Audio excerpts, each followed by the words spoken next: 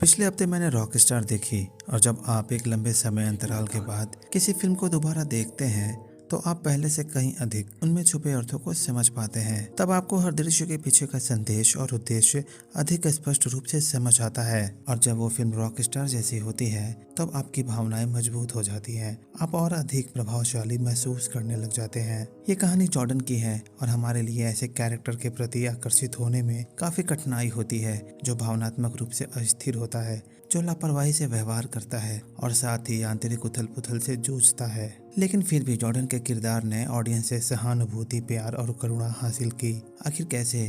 तो जहाँ तक मुझे समझ आता है, उसका दर्द ही हमें उसके प्रति सहानुभूति देता है। हम देखते हैं कि कोई भी व्यक्ति अपने जीवन में दर्द और पीड़ा नहीं चाहता। हर कोई आराम के साथ साथ एक सहज और परेशानी मुक्त जीवन जीना चाहता है। पर खटाना भाई के कहने पर जनार्दन दर्द की तलाश में निकल जाता है और अंततः हम देखते हैं कि दर्द ने ही उसे एक सफल संगीतकार बनने में महत्वपूर्ण भूमिका निभाई। लेकिन खटाना भाई का ये कहना कि दर्द महानता हासिल करने का एकमात्र तरीका है, गलत है।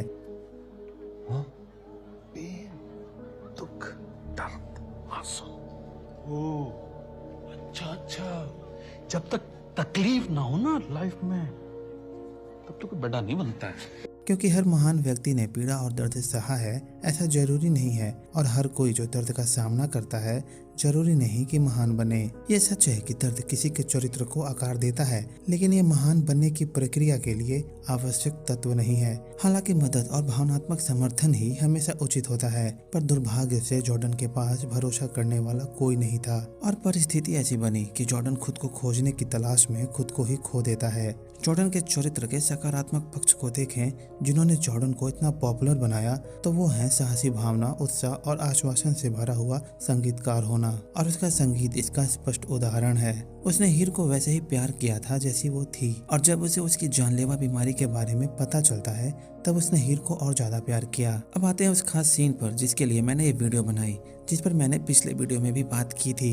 वो है जॉर्डन का पानी से भरे बाथटब में बैठकर अपने जलते हुए गिटार को देखना।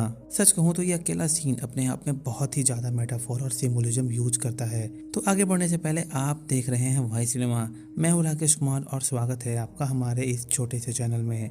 देखिए, जॉर्डन का किरदार इस विचार के इर्द गिर्द गढ़ा गया था कि महान कलाकारी पीड़ा से ही पैदा होती है, और यही धारणा उसके संपूर्ण परिवर्तन की नींव बन जाती है। एक भोला भाला व्यक्ति जो दर्द को समझ नहीं सकता से एक ऐसे आदमी जिसका जीवन ही उसी दर्द में समा जाता है तक हम देखते हैं कि बाथटब का दृश्य भी उसी क्षण आता है जब जॉर्डन अपनी पीड़ा में डूबा हुआ होता है। हम जानते हैं कि पानी अक्सर सफाई और पुनर्जन्म का प्रतीक होता है, पर बाथटब का सिचुएशन इसके विपरीत होता है। वो यहाँ खुद को शुद्ध करने और संतावना पाने की कोशिश नहीं कर रहा, बल्कि वो निराशा में डूबा और फंसा हुआ है। उसे बाहर निकलने का कोई रास्ता नहीं मिल रहा। बाथटब में कपड़े पहनकर बैठना उसकी शारीरिक स्थिति और उसके द्वारा ढोए जाने वाले भावनात्मक बोझ को दर्शाता है। ये हीर के प्रति उसके अधूरे प्यार का बोझ है। ध्यान देने वाली बात यह है कि ये वही कपड़ा है जो अपने कॉन्सर्ट में पहनता है। और अगर हम यहाँ जलते हुए गिटार को किसी दूसरे सीन से जोड़ें तो हम पाते हैं कि फिल्म की शुरुआत में जॉर्डन की बहन उसे गिटार देती है, जो उस पर विश्वास करती थी, जो उसके परिवार के एकमात्र समर्थन का प्रतीक है। यहाँ गिटार का जलना न केवल प्रसिद्धि और संगीत को अस्वीकार करना है,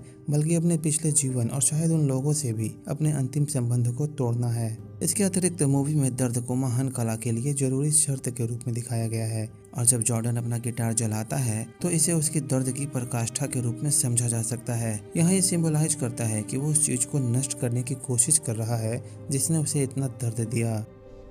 मुझे ये सब कुछ नहीं चाहिए, मुझे नहीं बनना बड़ा। मेरा दिल नहीं टूटना चाहिए खटाना भाई, मेरा दिल नहीं टूटना चाहिए। प्लीज खटाना भाई, प्लीज कुछ करो, मेरे पास और कुछ नहीं है। वो यहाँ उस सरल जीवन के लिए तरसता है जो वो कभी जीता था।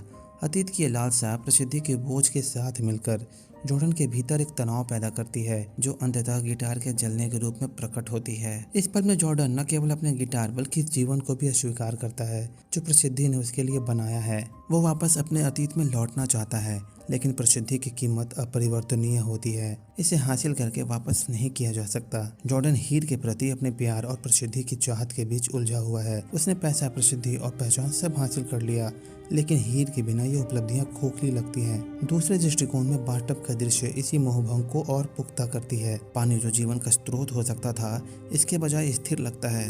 ठीक वैसे ही जैसे जॉर्डन का जीवन अपने गिटार को जलाने की क्रिया को उसके निराशा के अभिव्यक्ति के रूप में देखा जा सकता है। यहाँ गिटार का जलना यह सिंबलाइज करता है कि वो उस चीज को नष्ट करने की कोशिश कर रहा है जिसने उसे सफल बनाया। जॉर्डन का अकेलापन पूरी फिल्म का एक मुख्य विषय है और ये सीन दुनिया और उसकी अपनी इच्छा दोनों से उसके अलगाव को दर्शाता है।